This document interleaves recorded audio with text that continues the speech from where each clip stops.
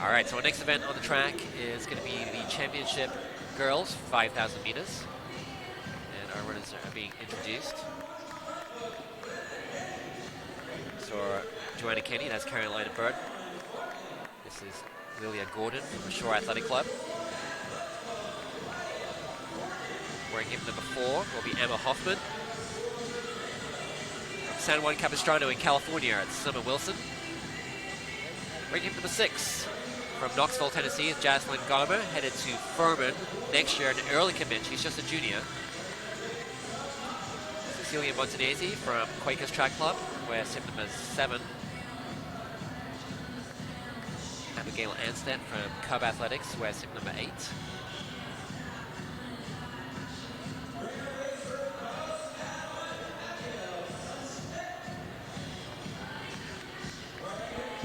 Eleanor Aldrink from Olentangy Liberty, wears hip number 9. From north of the border in Ontario and Durham Dragons Athletic Club is Sawyer Nicholson, just an 8th grader. Caitlin Roop from Salina, Kansas, wears hip number 11. Abigail Kowalczyk from Wapping Falls, New York, wears hip number 12. From Plainsboro Track Club, it's Allison Lee wearing hip number 13. Olivia Magana from Lancaster, Pennsylvania, wears 14. Lily Bashirs, representing the Mounties Track Club, wears 15. Sloan Wasserman from Wacabuck, New York, wears 16. And from Glen Allen, Virginia, it's Ellie Velasquez, wearing number 17.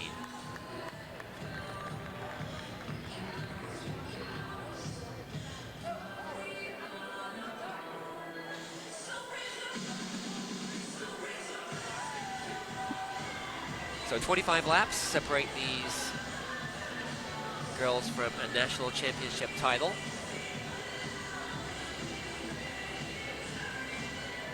Winner last year was Abby Faith Cheeseman. She has not run today. She will be running in the mile and 2 mile though. She clocked 16:19.82 last year.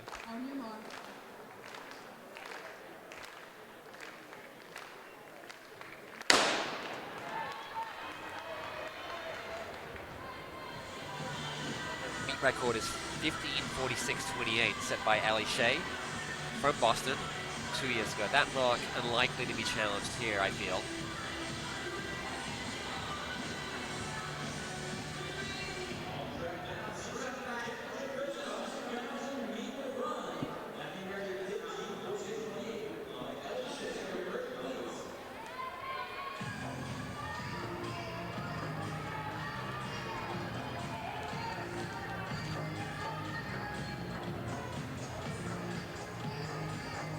Our early leader is Bashirs.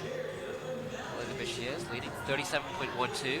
Liliana Gordon 37.17, hot onto her heels.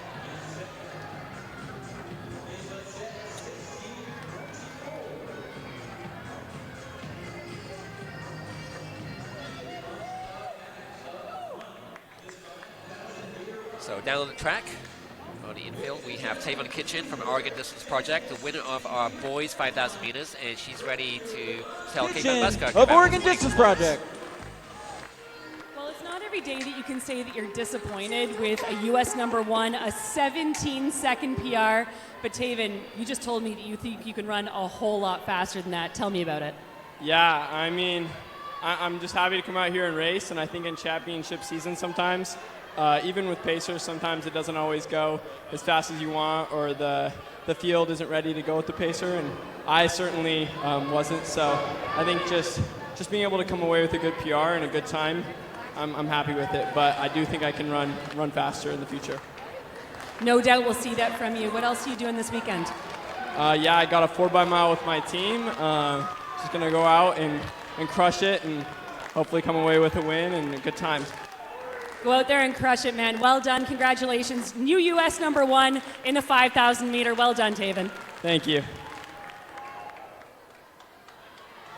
So congrats to Tavon Kitchen. We'll see him in action, like he said, in the 4x1 mile relay on an outstanding Crater High School quartet.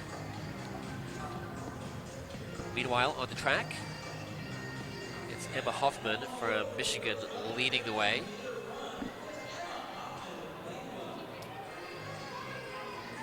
So 40 seconds per lap right now. That would yield a 16:40 clocking, or thereabouts.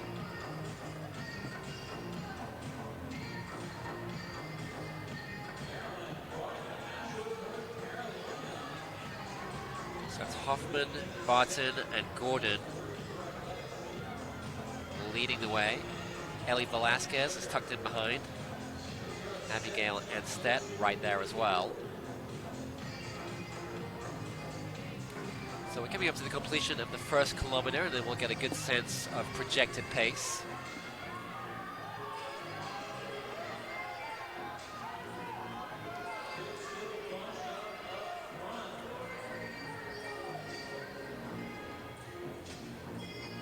So we're at 3:20, which is right at 16:40 pace. It's Caroline Barton from Asheville, North Carolina, leading the way right now, wearing that orange and white singlet.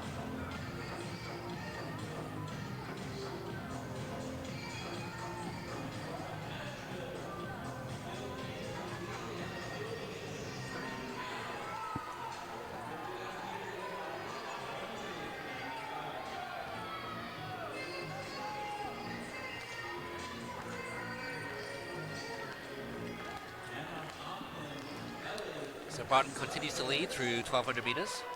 She actually picked it up a little bit on that most recent lap. That was a 37.8, a little injection of pace, but everybody's still in contact.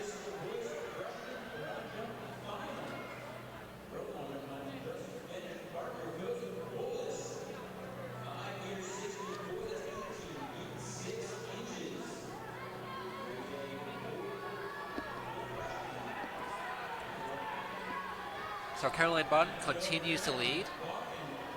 Emma Hoffman right behind her, and then Lily Bashir's in third place. They're still running 39 high to 40 seconds, so 16:40 pace. I'm rejoined by Kate Van Buskirk, 5,000 meter Olympian. Well, this again is set to be such an exciting race, Dave, as I'm sure you've already gone over in great depth, but a little bit more wide open at this point in the race than we saw with the guys' side, and you see those pace lights getting ever further away from our leader. Yeah, this race is really wide open. In the last couple of years, we've had two outstanding runners in Ellie Shea and then Abby Faith Cheeseman last year. Abby Faith opting to run the mile and 2 mile here, and this really has left the door open for anybody capable of running in the 16:20, 16:30 range of picking up a national title.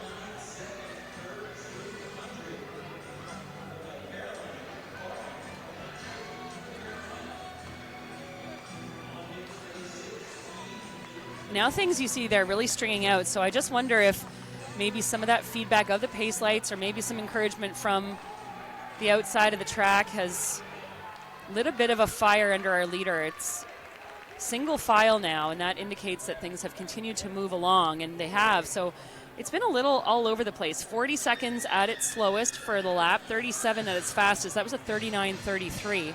But the average continues to be right around that 39 high, putting them just under 16:40 tempo. Yeah, I wonder if Barton is just kind of testing out the field here, you know, varying the pace a little bit, seeing who reacts, trying to assess the threats. But Emma Hoffman has been right off her shoulder the entire way and has covered every fluctuation in pace. Again, this is an event that I'm sure, as you've mentioned, not contested frequently on the indoor circuit. As we see, that's Caitlin Rupp move up into third. So it is a little bit more wide open. You don't always know exactly what shape your competitors are in. You can look to 3,200 PRs or recent results. You can look to cross country from late last fall, but there is always the opportunity to sort of take the rest of the field by surprise if you can put in some good fitness through January and February approaching that championship season. And now moving up into fourth place from Knoxville, Tennessee, Jaslyn Garmer, who's run a much more steady race. She's not really had any of that fluctuation. She's run much more even splits. And She has slid into 4th place right behind rope. And we should mention that 2,000 meter split for our continual leader, Barton, 6:37.19. So she has continued to pick it up, and that is going to put her just under 16:30 pace. So going from 16:40 tempo, dropping that down for projected time right around 16:30. If they can keep this moving, that would be a huge improvement on our performance here last year. Barton placing 7th in 17:09. Yeah, Barton went 3:20 for the first K, and then dropped the pace to 3:16. Maybe taking a page from the book of Tavon Kitchen, who we just spoke with, and said, I waited too long. He told me off camera, he said, I waited too long, no matter, how fast his closing couple of kilometers were. He said, I know I can go so much faster if I just started clicking it down a little earlier. And you just have to wonder if that's what we're seeing here now, as what was a pack of about 8 runners has been whittled down to 4 with a trailing 5th. Barton has a personal best of 17:06. I mean, she's on track to shatter that. Emma Hoffman, who's right behind her, is a more seasoned 5,000 meter runner. She has ran 16:42. This is always so curious to me, the strategy of whether you want to do the pace-setting duties, athletes who are comfortable just taking the lead, regardless of the fact that you do a little more work. 2 things here. First of all, you get to control the pace. So in a longer race, you can always sense if someone comes up on your shoulder and respond to it, but you're still in control. And the second thing is you don't have to deal with any of the traffic or the bumping that often happens on a tight indoor track. So I think that Barton's doing well to know herself and her body and her strengths really well. Gotta say, Dave, that was never me. I was always the one sitting back waiting for the kick. And I applaud the bravery of our leader. I think Barton's doing the right thing here, Kate. She doesn't have amazing closing speed. She's ran 2:18 for 800 meters, which is good, but there are faster 800 meter runners behind her, including Jaslyn Garmer, who's in 4th place, who's capable of running, I think, 2:14, maybe faster. So I think Barton has the right strategy here in maybe fluctuating the pace to try and break everybody's rhythm, but more importantly, just gradually turning the screws. That's such a well-taken point, and we have seen her a few times. You saw just on the backstretch of this lap, kind of shaking out her arms. Good glimpse there as to the chasers, who are also working well in a group of 3. But up front, Barton, she's just been shaking out the arms, trying to get back in her body, out of her head, and make sure that she is, doing everything she can to muscle her way through this. And as I say that, this is probably the most distance we've seen between her and the chase pack in the entirety of this race, as they are now through 3,000 meters in 9:54. So that has continued clicking down. Dave, that's a super solid split. 9:54 continues them right around that 16:30 tempo.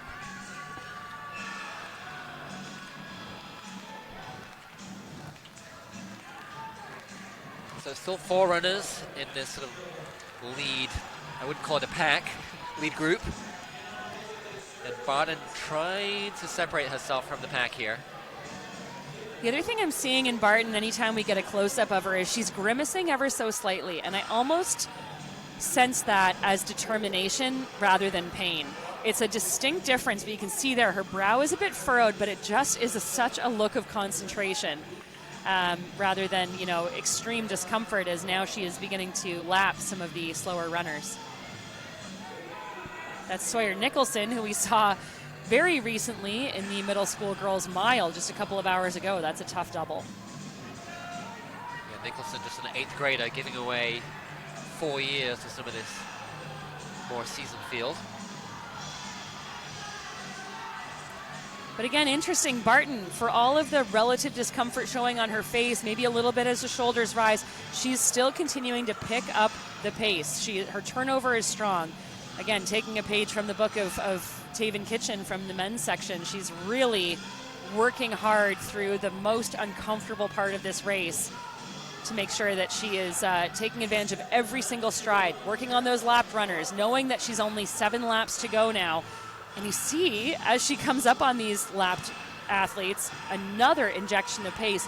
Dave, that's really smart, because visually, the athlete who's chasing, who's now sitting technically in 4th of those 4 athletes, although she's 2nd overall, has the visual barriers of other runners between her and the leader. So that can do something to you psychologically. Yeah, it's a great point. When I was coaching high school runners, I'd always, if somebody was leading, I'd always have them throw in a surge right after a turn to kind of get out of sight a little bit more, and it's almost the same, akin to that with those two lap runners in the way there.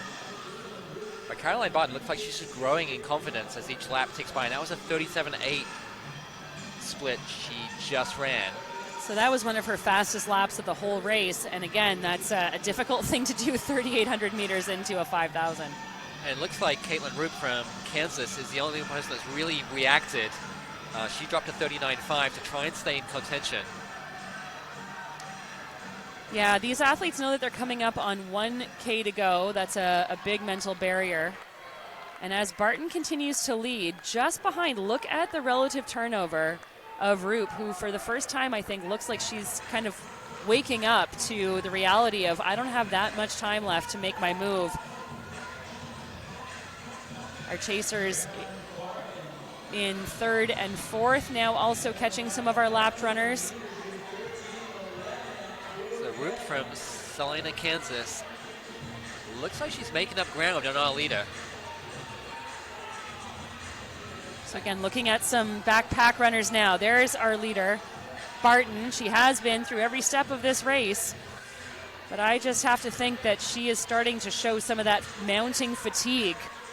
There you see her, she shook out her arms again there, Kate. She's trying to stay relaxed. She surely has looked up at the scoreboard on the backstretch, senses the danger from Roop, who's closing, albeit gradually, but closing noticeably with each lap. And this is so tough because you know you've put in so much brave work up front. You don't want it to go to waste. You got to dig deep, keep your eyes on those wave lights, on the runners in front of you, not worry about the mounting challenge from behind, but they've got just over 3.5 laps to go now. And I think this is going to be an exciting race right to the line. So here we go. Caroline Barton is going to see 3 on the lap counter, indicating she has 600 meters remaining. Caitlin Roop about 3.5 seconds back. And now looking like she's struggling a little bit to hold on. As Barton split a 39 flat there.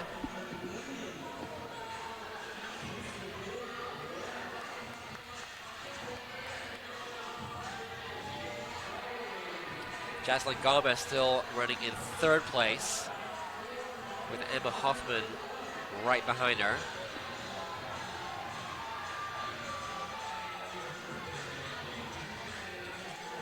So Caroline Barton, 15:09 with 400 meters left.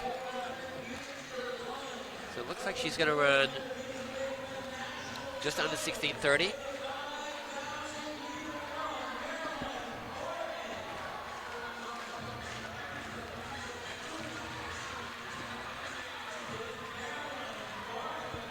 Caroline Barton from Carolina Day School in Asheville, North Carolina, has just over 200 meters separating her from a national title. 15:47 at the bell. So it's going to be a mid-1620s clocking for Barton.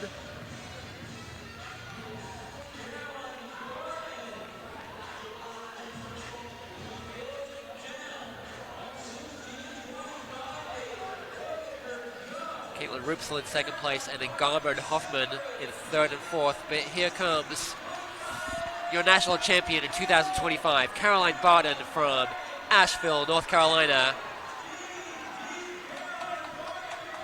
And she wins it in 16:24. 36.9. Final lap of the track at New Balance here.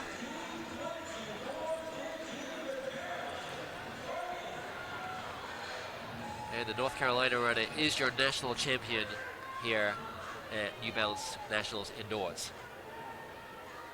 Caitlin Roop, second, 16:32.88.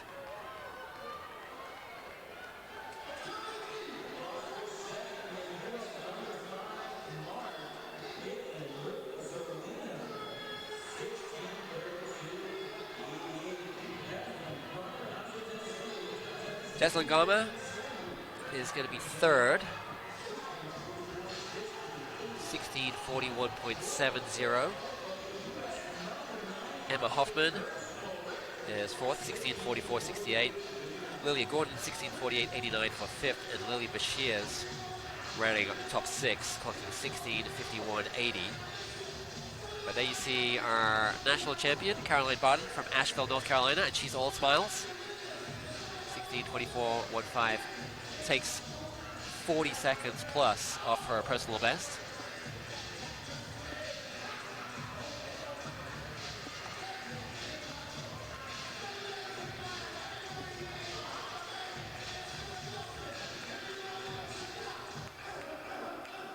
See some of our other runners closing out the field. All these other runners, incredible runners, still clocking under 18 minutes, despite having, for them, off days.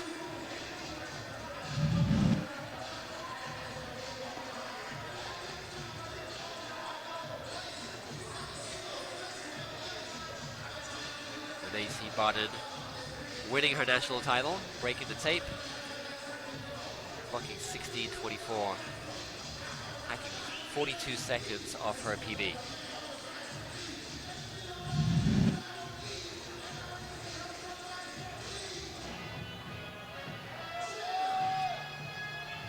And there you see confirmation of the results. Barden 16:24.15, Caitlin Roop 16:32.80.